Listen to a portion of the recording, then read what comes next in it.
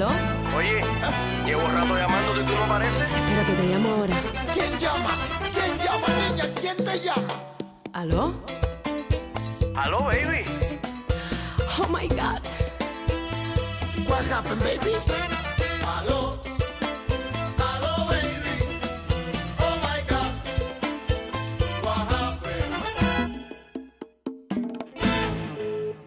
Hola, muy buenas tardes. Es lunes, son las 6 de la tarde y por la señal del canal educativo ya sale al aire el programa Aló Cubano, su revista de crónica digital.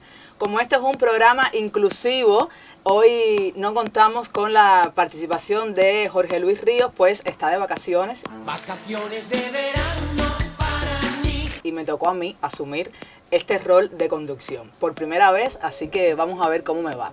Asumí el riesgo. Ya presento a el panel que me acompaña hoy. Me acompañan Yuri y Salam, nuestro director. Se va a poner interesante. Por primera vez en Aló Cubano. ¿Cómo te sientes? Muy bien, me siento muy bien, acompañado aquí, como bien tú dices, de Yuri y bueno, contigo, Armando, que seguro va a ser un programa inolvidable. ¿Y tú, Yuri, qué nos puedes decir? ¿Cómo estás? Muy encantado de seguir formando parte de esta tripulación. Bueno, pues este es su programa Aló Cubano, ya comenzamos.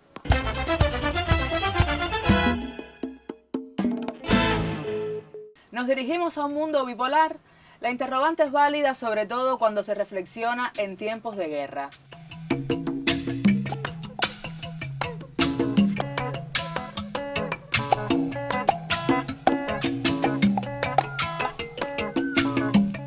Esa es la visión del investigador Michael Schuman, pero será muy distinto a la Guerra Fría, la peligrosa tensión entre Estados Unidos y China por la incursión rusa en Ucrania y la pandemia están acelerando un abismo entre dos rivales de peso, Estados Unidos y China, los dos países más poderosos del mundo. Según Schuman, las sanciones que Estados Unidos ha impuesto a Rusia por el conflicto en Ucrania sirven de advertencia a China en caso de que decida apoyar a los rusos en la guerra. El temor a esas medidas podría estar empujando a China a acelerar su proyecto de disminuir su dependencia de Occidente. El gobierno de la metrópolis de Xi'an, de 13 millones de habitantes, ordenó el confinamiento y limitar los desplazamientos, luego de detectar casos positivos de coronavirus. Pues la incertidumbre que están generando los nuevos confinamientos en China, debido a los nuevos incrementos de casos de la COVID, ha estado generando presiones sobre varios de los países que habitualmente utilizan a este país como proveedores. En este panorama, China y Estados Unidos comienzan a desmarcarse cada vez más como los principales esferas de poder, en un contexto cada vez más globalizado y que apunta a esto que hablamos de la Guerra Fría. Por tanto, habría que ver cómo funcionan las economías y sobre todo las decisiones políticas de estos países. ¿Podríamos decir entonces que el mundo se está dirigiendo hacia una nueva Guerra Fría? Yo creo que quizás hablar en los términos de Guerra Fría tal cual los conocemos, teniendo en cuenta el antecedente histórico del conflicto con la Unión Soviética, pudiera ser un poquito exagerado. Hay que tener en cuenta que en este contexto que estamos viviendo actualmente, hay una mayor interrelación de las economías. En el caso de China y Estados Unidos, están estrechamente vinculados en materia de exportación de tecnología, incluso de cultura, de migración entre ambos países. Y esto evidentemente marca un escenario diferente al que había en la época de la Guerra Fría entre Estados Unidos y la Unión Soviética. Pero sí hay matices que pueden aplicar en este caso al momento que están viviendo estos dos países. Bueno, yo realmente discrepo un poco con la visión que tiene Yuri acá. A ver, ¿qué pasó? Si vamos a hablar de Guerra Fría, no se puede hablar más de una confrontación entre dos sistemas, porque realmente no existen dos polos como existían en aquel momento. La Guerra Fría fue un enfrentamiento iniciado al finalizar la Segunda Guerra Mundial en 1945. Las razones de este enfrentamiento fueron esencialmente ideológicas, políticas, económicas y propagandísticas. Pero dentro de este mismo conflicto intrasistémico, sí tenemos matices que nos acercan mucho a lo que en su momento pudo haber sido la Guerra Fría, incluso supera en algunos de sus aspectos lo que sucedió en aquellos momentos. Mientras tanto, también otras declaraciones que conocemos son las del ministro de Defensa de China, Feng Ge. Ha dicho que exige que Estados Unidos se abstenga de utilizar la crisis de Ucrania para difamar y amenazar a China. Son contextos diversos, pero hay muchos matices que marcan similitudes que hay que atender, que hay que tener en cuenta. Pero ¿qué pasa con las economías del resto del mundo? Es decir, ¿cómo se están alineando los demás países? En este sentido, claro. Bueno, realmente yo creo que partiendo de lo que ha hecho China, de cómo China puede estar asumiendo, interpretando el momento que se está viviendo con el conflicto entre Rusia y Ucrania, yo creo que ellos han tenido oportunidad de ir estudiando cómo se han ido desenvolviendo las diferentes economías. El Producto Interno Bruto de China registró un crecimiento interanual del 4,8% en el primer trimestre de 2022. Y por ejemplo, si vemos las experiencias que pudo haber sacado China de experiencias anteriores, pudiéramos estar hablando aquí de aquellas sanciones, aquel conflicto que hubo en torno a Huawei en Estados Unidos, la diferencia y los obstáculos que tuvieron en el proceso de negociación de la tecnología 5G en varios países europeos. Incluso los esfuerzos que ha estado haciendo China para validar lo que conocemos como la ruta de la seda, que le permite crearse alternativas que no las haga depender de los mecanismos estos occidentales. Y creo que desde ese punto de vista han estado buscando cómo garantizar independencia tecnológica, independencia de mercados a los cuales puedan proveer y a los cuales puedan también llevar a cabo relaciones comerciales sin mayores complejidades, viéndose también en el espejo de lo que ha sucedido ahora con Rusia. Creo que ha sido una escuela para ellos. Creo que si bien Rusia estaba preparado, ha tenido niveles de preparación, de previsión para este conflicto, también los chinos han debido utilizar esta experiencia de lo que está sucediendo hoy en el mundo para reorientar, replanificar su economía con vistas a lo que pueda suceder en los conflictos geopolíticos y estratégicos que van a seguir sucediendo. Algo normal en medio de conflictos entre polos de poder diferentes y que pudieran estar en condiciones de tener una mejor posición en los próximos meses. No, y te diría más, discúlpame que te interrumpa, te diría más. Uno de los principales beneficiarios del conflicto entre Rusia y Ucrania realmente es la economía china. La economía china hoy se muestra como la tabla de salvación para la mayoría de las economías emergentes.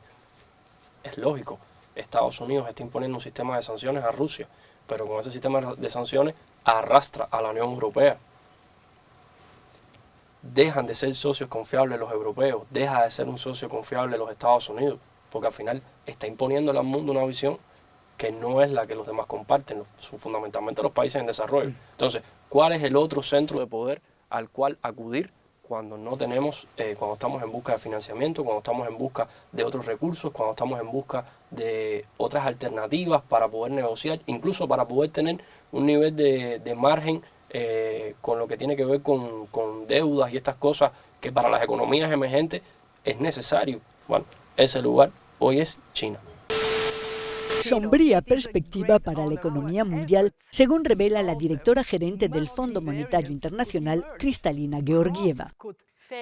La recuperación mundial ya estaba perdiendo impulso antes de la guerra en Ucrania, en parte debido a las perturbaciones relacionadas con Omicron. Esta doble crisis con la pandemia y la guerra y nuestra capacidad para afrontarla se complica aún más por otro riesgo creciente, la fragmentación de la economía mundial en bloques geopolíticos, con diferentes normas comerciales y tecnológicas, sistemas de pago y monedas de reserva. Por ejemplo, en el caso de Estados Unidos lo que han hecho es imprimir más billetes, aumentar la inflación. En el caso de China lo que están haciendo es dándole a los bancos la posibilidad de disminuir el nivel de disponibilidad de efectivo para poder liberar efectivo hacia su economía. Entonces, bueno, esas son algunas ideas generales. Bueno, es un tema interesante que siempre tiene mucha tela por donde cortar. Creo que es un tema que no se agota. Muchas gracias a Salán, a Yuri. Nosotros vamos a continuar con otras secciones. Esto es Aló. ¿Aló? Cubano.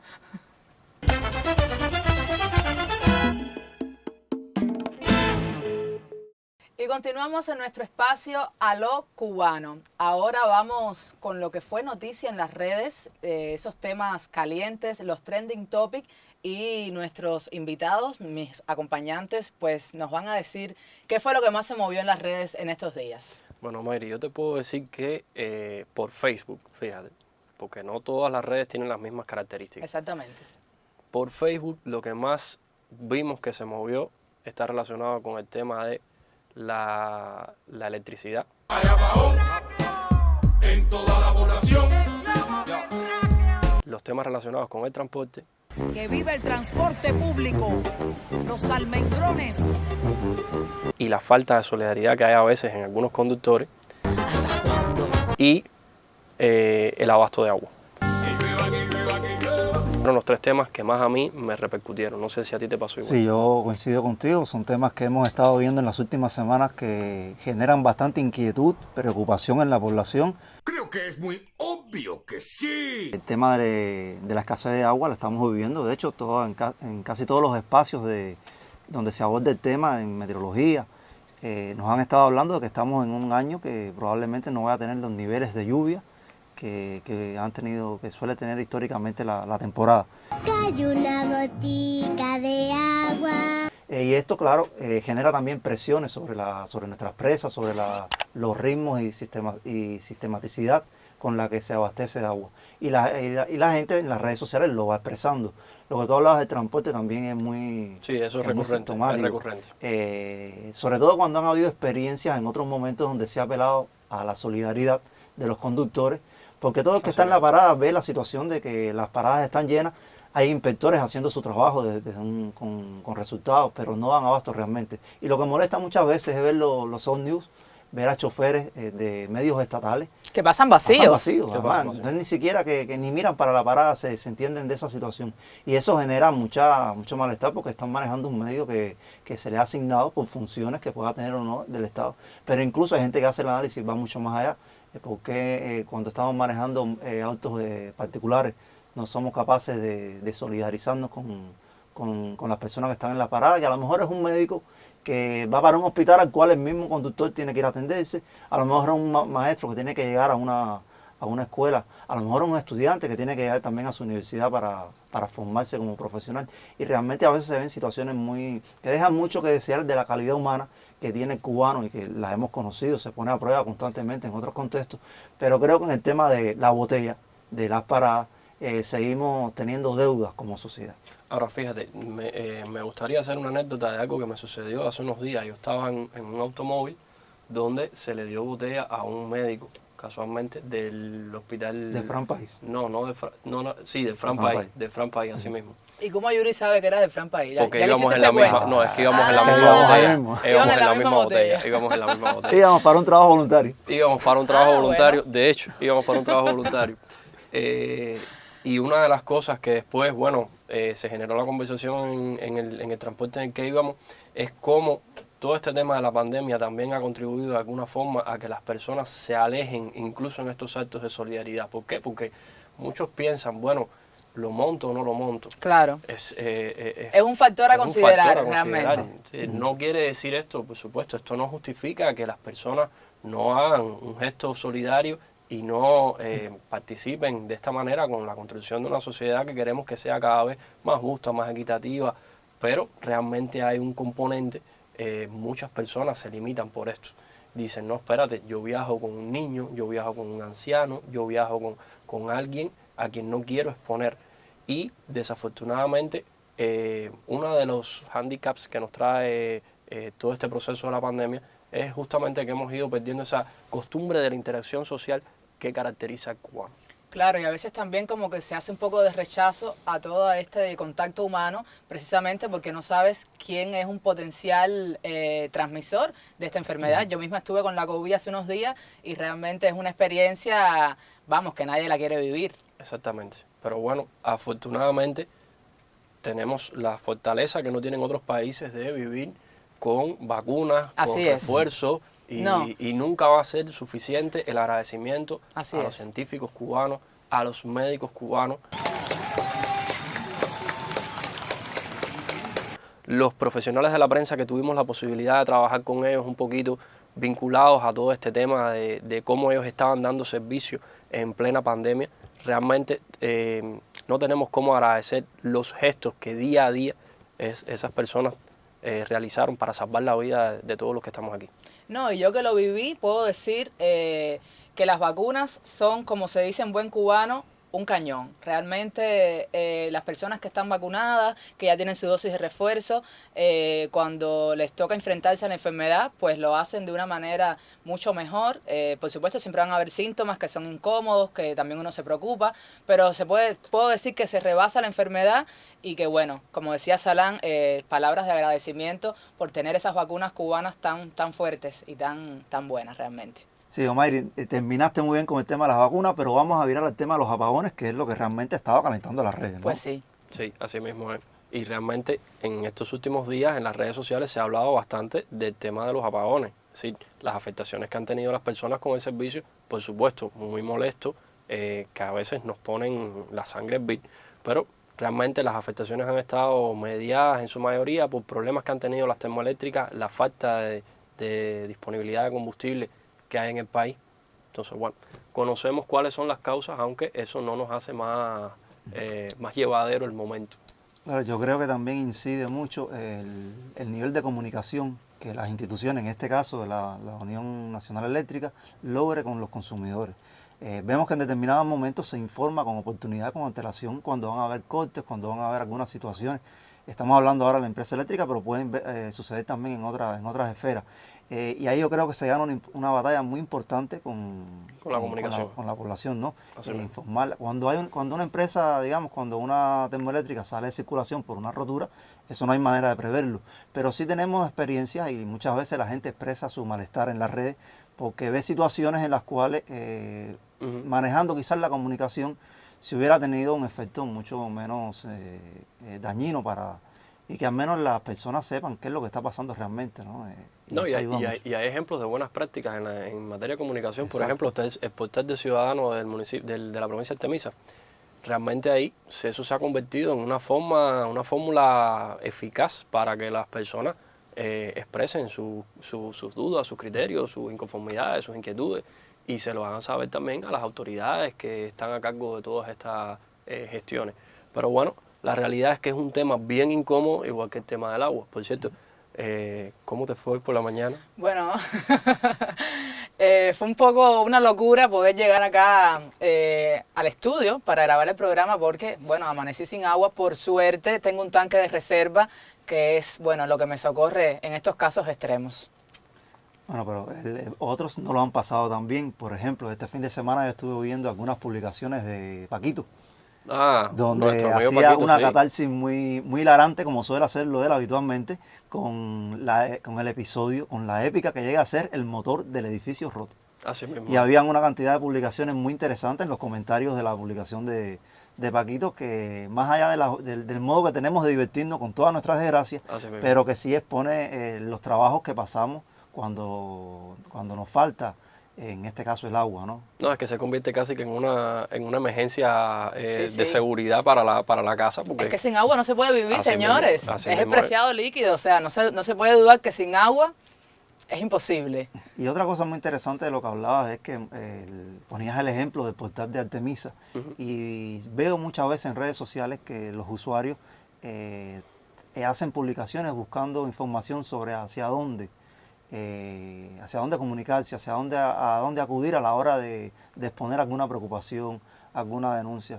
Que da a entender, por ejemplo, que no en todas las provincias, que no todas las gobernaciones, no todos los gobernadores tienen habilitado o tienen niveles similares de eficiencia en el uso de estas plataformas para comunicarse con la población. Y creo que ahí es algo también lo que hablábamos ahorita de cómo ganar en la comunicación, en el intercambio de las instituciones con las personas, que es donde pudiéramos avanzar un poco más. Que fíjate, no es solamente lo que tiene que ver con las redes, porque eso también, Omairi, a ver, nosotros cuando hablamos de redes sociales nos estamos refiriendo a un público que mayoritariamente, en primer lugar, tiene acceso a estas tecnologías. Exacto. Eso es lo primero. Es una limitante de todas maneras. Exactamente. Y en segundo lugar, que además de que tiene acceso a la tecnología, cuenta con los recursos para poder destinar fondos a que esa tecnología tenga una ejecutoria, ¿no? Que uno pueda poner datos, que uno pueda hacer ese tipo de cosas. Realmente esas no son las únicas vías. Existe el teléfono todavía, lo tenemos aquí presente en nuestra escenografía. Se pueden enviar cartas, se pueden enviar correos. Yuri parece que quiere hacerle la loca. ¿Quieres hacer alguna llamada, Yuri? No, viendo el teléfono y me... Seguro quiere hablar con Jojito. Entonces... no, y están los canales también más tradicionales. Exacto. Las radios. Así también, mismo, la así televisión. Mismo, que históricamente han sido medios que han servido para llevar esas inquietudes, necesidades de la población también a oídos que sean receptivos. Exactamente. Así es. Bueno, pues creo que ya la sección está agotada, aunque como decía anteriormente son temas que nos golpean a diario y que siempre también tienen mucha tela por donde cortar, pero yo les propongo ir cerrando. ¿Qué ustedes creen? Bueno. Tú eres la que mandas hoy. Sí, hoy tú eres la que está falta. Bueno, pues entonces yo digo que ya, tiempo para concluir esta sección, pero continuamos acá en A lo Cubano.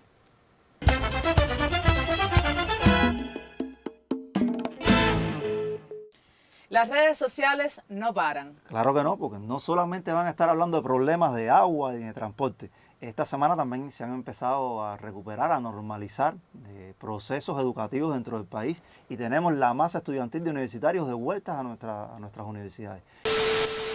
Luego de varios meses de preparación, los estudiantes, profesores y también los trabajadores de la educación superior reinician hoy las actividades docentes de manera presencial. Y esto, por supuesto, se refleja también en el transporte y en Copelia, donde ahora olvídense ustedes de ir a Copelia a comer algo, que esos muchachos van a acaparar toda la venta del lado de Copelia. Pero sí tenemos que destacar lo positivo que significa, lo que representa, que estemos recuperando el proceso de presencialidad en nuestras universidades. Creo que es algo que los estudiantes estaban reclamando, la mayoría, he visto algunos posts donde ya se habían adaptado demasiado, digamos, a las clases a distancia. Pero sí, es muy atinado, es muy correcto que estén de nuevo dándole vida a las universidades. No se concibe una universidad sin la masa de estudiantes en ella. Yo veía las imágenes de los muchachos en el alma mater y muy lindo, me recordó incluso, bueno, mis tiempos universitarios, ya hace unos cuantos añitos de eso, pero siempre es lindo ver tantos muchachos jóvenes colmando ese espacio de la universidad, el alma mater, y siempre como esa alegría que se desborda, ¿no?, de lo que son los primeros pasos en la universidad, en el caso de los que inician su primer año. No, y yo creo que debe ser algo bonito, sobre todo para los que estuvieron en tiempo de pandemia, que empezaron sus primeros momentos en la universidad en una situación en la que no podían asistir a la escuela. Y yo creo que eso para ellos ahora debe ser algo especial, ¿no?, mágico, diferente, porque iniciar una carrera por WhatsApp definitivamente no es igual que poder compartir con amigos, profesores, colegas. Es otra cosa totalmente distinta. No es lo mismo, es distinto. Totalmente de acuerdo. Pues sí, también vamos a hablar de la Feria Internacional del Libro de La Habana, que es otro evento que retoma la presencialidad después de, por supuesto, la interrupción que fue la pandemia, que en la mayoría de los eventos culturales pues se vieron obligados a hacerlo de manera online. Pues regresamos nuevamente este año con la edición número 30 dedicada a México. Es el invitado de honor, que es la segunda vez que México es invitado de honor, porque ya lo había sido en los años, creo que en el año 1998, si la memoria no me falla.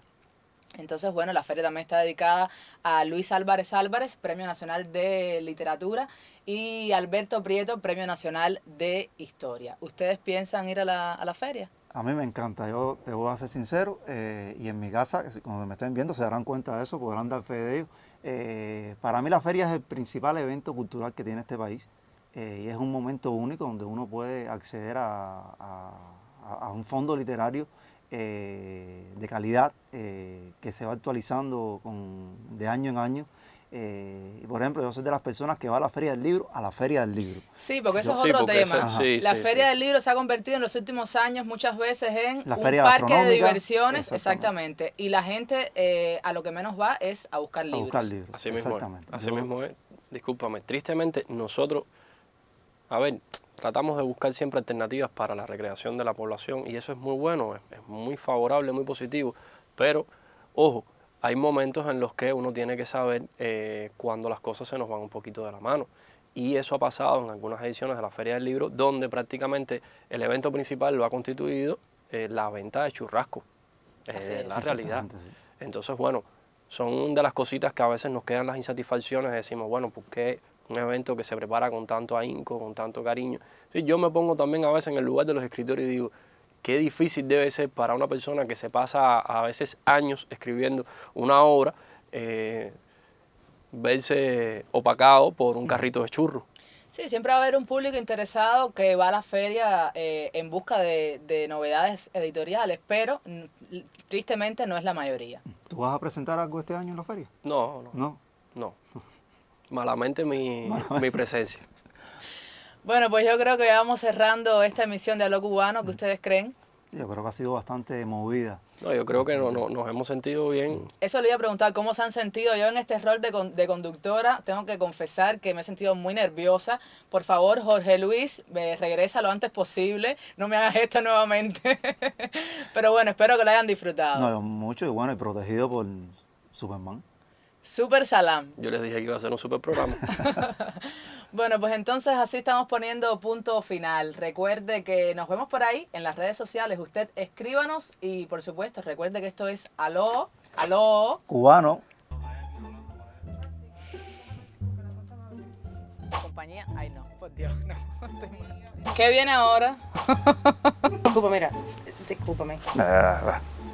Dígalo sin coger el teléfono. Ay, espérate que no me gusta. What happened, baby? Aló.